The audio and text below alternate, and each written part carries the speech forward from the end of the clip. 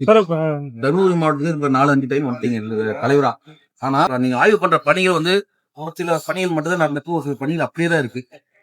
நீங்களும் ஆய்வு பண்ணிட்டே தான் இருக்கீங்க. அப்படி இல்ல. இப்ப இந்த ஆய்வு பயணத்தின் மூலமாக 33 உறுதிமொழிகள் இந்த ஒரு ஆண்டுக்குள்ள டைம் கொடுத்து ஏற்கனவே அதிகாரிகள் அறிவுறுத்தின அடிப்படையில் தற்போது 33 உறுதிமொழிகள் இந்த ஓராண்டுக்குள்ளாக நிறைவேற்றப்பட்டு மக்களுடைய பயன்பாட்டுக்கு கொண்டு வரப்பட்டிருக்கின்றன.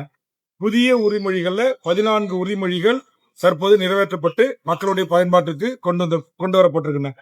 கிட்டத்தட்ட 50 உறுதிமொழிகள் புதிய இந்த ஓராண்டு பயணத்திற்கு வந்து நாங்கள் அறிவுறுத்தினுடைய விளைவுதான் இந்த 50 உறுதிமொழிகள்.